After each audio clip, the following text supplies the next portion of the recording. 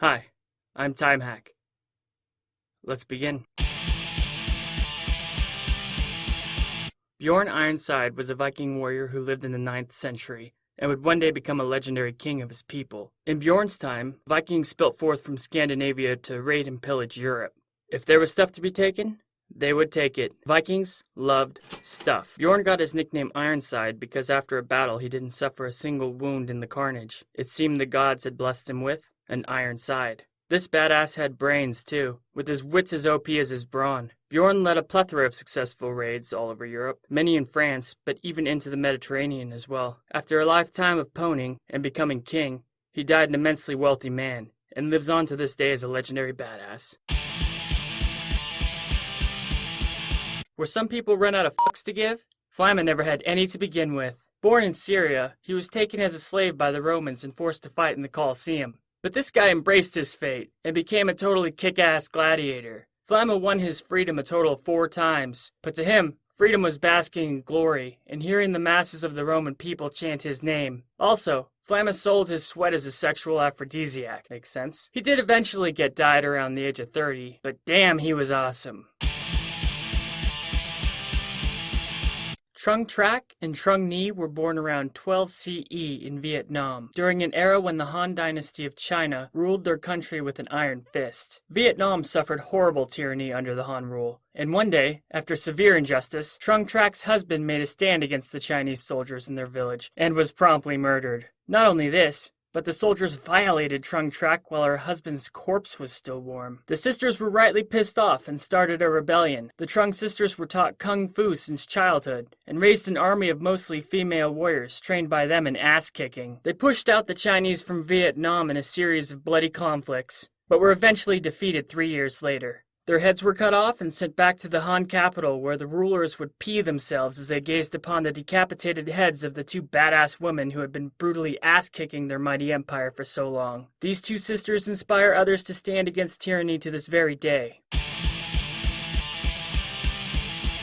Saint Joseph of Cupertino was born in a stinky stable. His father died before his birth, owing much money, and leaving his mother in great debt. He received no education, and had no help from anybody in any way. Joseph was slow-minded, and had bad motor skills. He was diseased, and in constant pain from a permanent giant sore on his back. His mental handicap didn't stop him from having crazy intense visions as a youth, though, solidifying his inner calling to the church. He tried to join many monasteries, but was denied over and over. However, eventually a monastery accepted him, and his sainthood would grow into fruition quickly. Historical accounts say he could fly, and that when the wind blew his robe would remain motionless, among many other miraculous abilities. But this was at a time in history when people thought lying could make your dick fall off, women were inferior to men, and drinking horse piss could cure sickness. So take those accounts with a grain of salt. Having the IQ of a carrot didn't stop Joseph from basically doing whatever the hell he wanted, though. He was constantly getting in trouble with the hierarchy at the church for doing things unpriestly. He would verbally eviscerate every hypocrite he came across, regardless of background, rank, or social status. St. Joseph did what St. Joseph wanted, and there was no one who could stop him. He once told a nobleman to stop an affair and repent. The nobleman didn't repent. The nobleman died. Another nobleman once tried to shank him, but it turned out St. Joseph was immune to shanking. It seemed he could just tell by looking at someone if they were a bad person or not, then casually tell them they were a bad person, and everybody in the vicinity as well. He had no fear of the wealthy and powerful, and seemed to have no fear of anything in general. St. Joseph was like a mentally handicapped Anakin Skywalker. He was a badass that never allowed anything to stop him in any way, and probably one of the most hilariously awesome priests who ever lived. Much of this epic badass is steeped in legend, but he did exist, and would become a Buddhist monk of great renown. Bodhidharma is responsible for the genesis of the Shaolin monk kung fu masters you see in movies stopping bullets with their teeth. He was the one to teach the monks martial arts as a tool for spiritual growth. After failing to spread the enlightened teachings of the Buddha in South China as well as he would have liked, he decided it was a good idea to sit in a cave and meditate in front of a wall for 9 years. Seriously. He also once asked a student to cut off his own arm to show sincerity in his spiritual devotion. What the fuck? Bodhidharma spread his teachings far and wide, fearlessly, and according to legend, he transcended death itself and appeared to the living for more teachings. Afterward, when they dug up his grave to see if he was truly dead, there was no body, Only his shoe was there. So he was basically a Jedi too, but instead of becoming one with the Force, he became one with the awesome. Catelyn makes Zeno warrior princess look like a pansy. She was born around 1260 CE to Mongolian royalty and was the great-great-great-great-great-great-great-granddaughter of another epic badass, Genghis fucking Khan himself. This warrior princess made grizzled old veteran warriors shake in their boots like frightened children. Catelyn was an amazingly awesome wrestler that could casually defeat men much stronger and larger than her. She said any man who wanted to marry her had to defeat her in a wrestling match first. And damn, she wrecked many would-be husbands. Her father taught her everything there was to know about Mongol military tactics, making her a formidable opponent on the battlefield. She was a game changer, with her mere presence being a powerful boost to morale in the Horde. Catelyn was a beast, and earned her place among the legendary heroes of the Mongolian Empire. Xenophon was an ancient Greek philosopher, historian, and mercenary soldier. He joined up with his posse of 10,000 other Greek mercenaries and headed to the Near East to help out some Persians. Yes, the Persians. Greek's most hated arch nemesis. It takes a lot of gall to willingly head to an empire where every single person who lives there hates you, but Xenophon had gall in spades. Some dickhead prince named Cyrus the Younger decided he would be a better king of kings than his bro Artaxerxes II, who happened to be the rightful king of the Persian Empire. So Cyrus the Younger hired the 10,000 Greeks to help him usurp his brother. The Persian prince didn't listen to the tactical advice of the Greeks and got his dumbass killed, leaving Xenophon and his mercenaries stranded in hostile territory surrounded by enemies. The commanding Greeks went to a former ally's home for a feast, but the guy betrayed them, in a move that would make George R.R. Martin tear up with pride. After the Greek leaders had their own little red wedding, Xenophon was elected the new guy in charge. And there he was, stranded with the 10,000 Greeks in hostile lands, with no water, no food, no supplies, and all the Persian Empire coming for their heads. The mercenaries had incredibly poor morale, and were close to giving in to despair. And if Xenophon hadn't been there, they all would surely have died. Instead, Xenophon knocked some heads together, reminded them that they were badass Greek warriors, and organized the almost broken mercenary band into a united fighting force set with grim determination and purpose. They would get home by any means necessary. Xenophon used trickery, diplomacy, and all manner of strategies to avoid the destruction of the 10,000 Greeks. They fought tooth and nail, with the odds massively stacked against them. But eventually they made it, and returned home, where Xenophon would write historical works on the whole event that would go down as some of the best of the classical age. Never tell Xenophon the odds.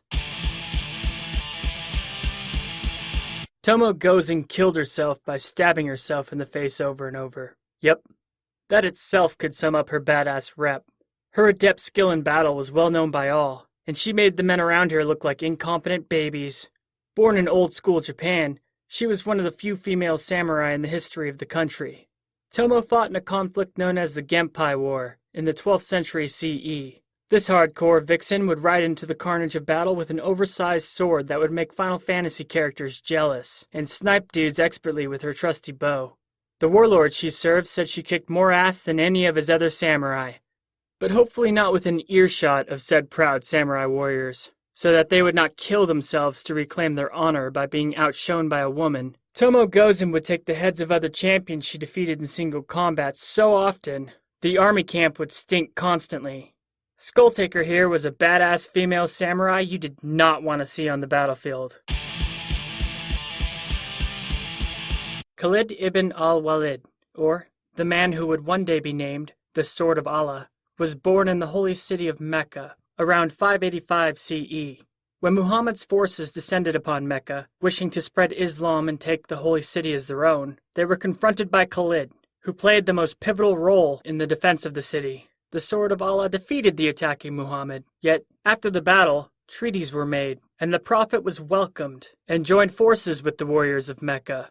Khalid accepted this and was moved to convert to the new religion. He would become one of Muhammad's right-hand men and a general in the Islamic war machine. In this he was unstoppable. Khalid helped to unify Arabia for the first time in history, and helped lay the foundation for the Holy Rashidun Caliphate that would go on to unite most of the Near East and North Africa. He fought many duels of single combat, emerging victorious every time, and would command armies in over 100 battles, never losing a single time, making him arguably the greatest general ever. In one battle, he broke 9 swords. Every time returning to the fray, his valor undiminished. Khalid ibn AlWaleed earned his title, the Sword of Allah, and helped shape the world as we know it today.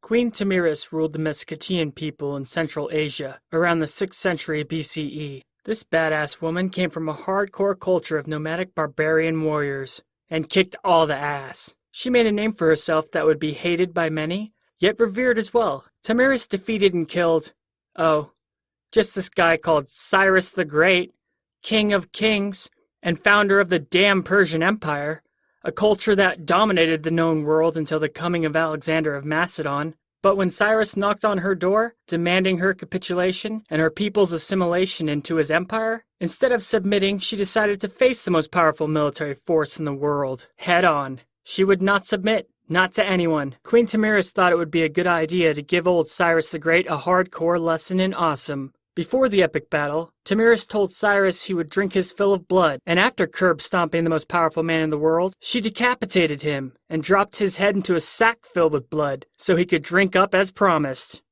Damn, Tameras! Tlalohuacal's picture should be next to the word badassery in the dictionary. He was a soldier of the Tlaxcaltec tribe and was known for having a high sense of honor and an unbending ethical code. At this time in history, the Aztecs were ruthlessly expanding their empire, swallowing up all peoples that surrounded their growing realm. Tlalohuacal fought with his people against the invading Aztecs, leaving a sea of corpses in his wake. However, somehow he was eventually captured, probably because he grew tired from having to sustain the weight of his massive nutsack for such an extended period of time. When he was brought to the Aztec capital, he was surprisingly not sacrificed.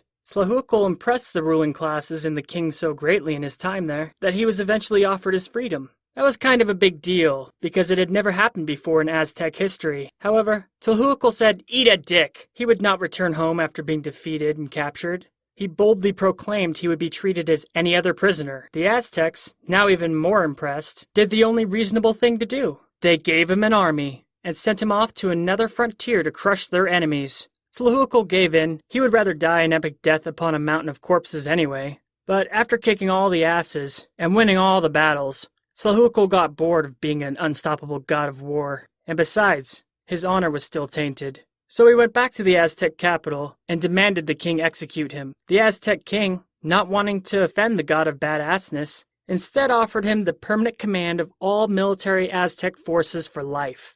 Tlalohuacal refused, over and over again, this time not budging in his desire to right the smudge on his honor. So the king finally granted him his wish with the most epic death ceremony the Aztecs had. He was chained atop a giant circular stone slab and given a giant club with razor-sharp obsidian blades. And, one by one, the Aztecs' best and most formidable warriors came at him to kill the most awesome warrior ever to walk the Aztec Empire. He killed them all, until finally Tlalohuacal fell from countless mortal wounds. How the giant stone slab he was chained to could sustain the weight of him, the countless dead warriors, and his massive testicles will forever be a mystery in the annals of history. I'm TimeHack. See you somewhere in space-time. Bye. Bada bing, bada boom, bada bing, bom boom.